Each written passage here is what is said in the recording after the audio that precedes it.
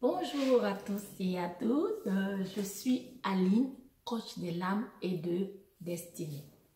Petite parenthèse publicitaire, je vous attends dans ma boutique Shopee ADC. Nous faisons des livraisons gratuites et vous avez 10% de remise sur votre premier achat. Bientôt, ma nouvelle collection printemps-été sera disponible. Soyez les bienvenus, nous vous attendons. Parenthèse fermée. Alors, ce matin, je cherchais une fonctionnalité sur mon téléphone. Vu que je n'avais pas lu la notice, je ne savais pas que j'avais cette option-là. Et c'était vraiment dommage pour moi parce que je réfléchissais. Alors que si j'avais lu ma notice, j'aurais su tout de suite que cette fonctionnalité, que cette option est disponible dans mon téléphone. C'est la raison pour laquelle je vais vous parler de la puissance de la notice. Par exemple, dans ce médicament, vous avez une notice qui vous dit comment vous devez prendre le médicament pour qu'il soit efficace dans votre organisme, par exemple. Il en est de même pour ceux qui sont chrétiens. Vous avez votre notice, n'est-ce pas, que Dieu vous a donnée, qui est la Bible. L'effet de ne pas méditer la parole vous rend ignorant. Vous êtes ignorant parce que vous ne connaissez pas la parole. Et Jésus lui-même a dit que son peuple périt faute de connaissance. Quand vous n'avez pas la connaissance, vous êtes esclave de ceux qui ont la connaissance. Quand vous êtes ignorant ou ignorante de quelque chose, celui qui maîtrise le sujet vous tient dans sa main. La preuve, je vois ça dans les églises. Les frères et les sœurs, vous qui ne voulez pas faire l'effort de méditer votre Bible, vous serez toujours... vous serez facilement manipulable par ceux qui ont la connaissance. Par exemple, quand une sœur aspire au mariage, elle veut absolument se marier. Et vous pouvez voir, un faux prophète peut venir vers cette sœur. Puisque cette sœur, elle n'a pas la connaissance. Elle n'a pas décidé d'aller lire la notice pour savoir comment le chrétien fonctionne. Elle n'a pas pris du temps de méditer sa parole. Alors, elle est la proie. On va lui dire par exemple, apporte 200 € ou 300 € pour que Dieu te donne ton mari. Puisqu'elle n'a pas la connaissance, donc elle est facilement manipulable et elle va le faire. Bien qu'elle soit dans le rouge, on va encore lui dire d'aller creuser. Vous voyez un peu là où l'ignorance, que l'ignorance peut vous faire. Donc, si la sœur avait pris au préalable le temps de méditer sa parole, elle saurait qu'il y a un passage dans la Bible qui dit qu'il n'est pas bon que l'homme soit seul. Et c'est avec cette parole qu'elle va devant Dieu. Je reviens toujours, je vous dis toujours que Dieu n'est pas dans les émotions. Dieu ne veille pas sur nos émotions. Dieu ne veille pas sur nos manques, mais Dieu veille sur sa parole. D'où l'importance de la méditer. Il a dit la même chose à Josué. Il dit, Josué, tu veux avoir du succès, tu veux réussir dans tout ce que tu entreprends, prends ta notice, la parole. Médite-la jour et nuit. C'est alors que tu auras du succès. Alors cette jeune sœur, elle devient la proie des faux prophètes. Elle fait tout ce qu'on lui demande parce qu'elle a espoir que tout ce qu'elle fait là, c'est ça qui va lui donner son mari.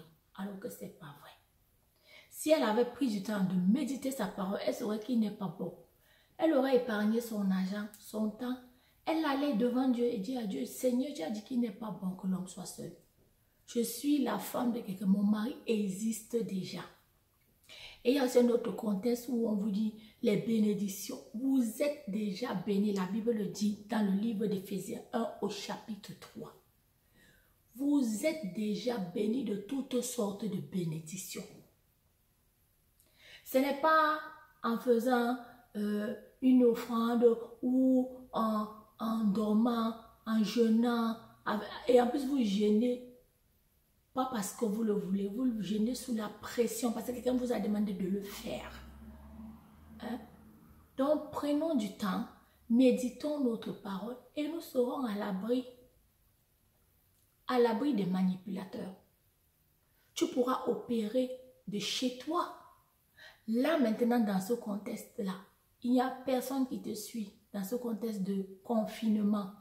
Il n'y a personne qui est à tes côtés. Tu dois apprendre à méditer ta parole pour être libre, pour avoir la connaissance. Et ça, c'est valable dans tous les domaines de la vie. Même pour ceux qui ne sont pas chrétiens. Quand vous ne maîtrisez pas, vous ne lisez pas la notice par exemple, de ce médicament. Si vous ne lisez pas la notice, vous allez prendre le médicament n'importe comment et ce médicament a des effets secondaires. Alors que dans la notice, vous avez été prévenu que si vous ne respectez pas la dose, ce médicament peut produire des effets secondaires. Ce médicament peut vous tuer alors qu'à la base, il a été conçu pour vous faire du bien. Donc, j'aimerais vraiment attirer notre attention sur la puissance de la parole, sur la puissance de la notice. Plein de gens aussi ont des téléphones avec plein d'options.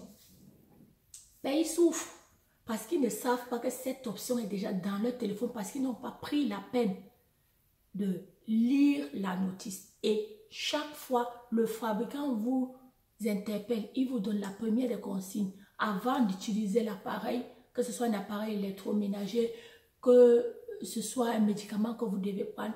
On vous demande de lire attentivement la notice parce qu'il y a des informations dans cette notice qui vont vous aider.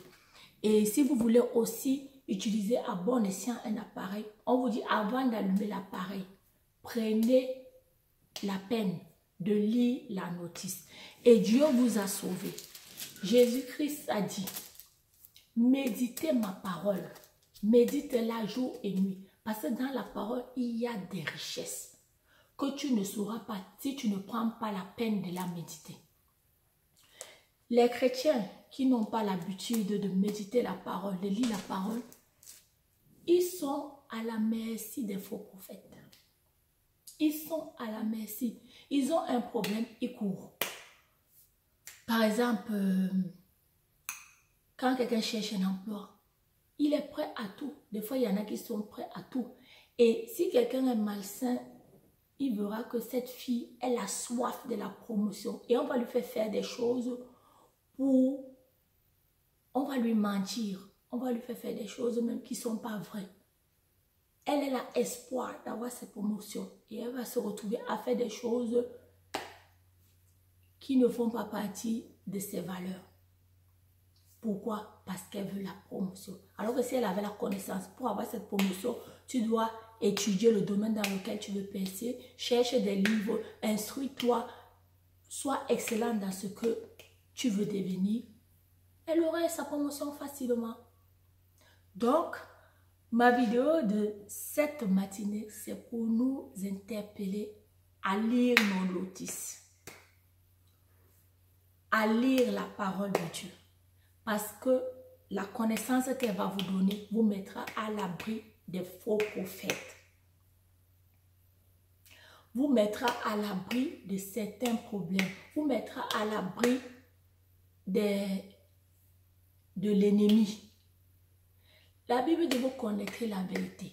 Par exemple, un chrétien qui est malade, il sait que dans le livre d'Ésaïe, il y a un passage qui parle de la guérison.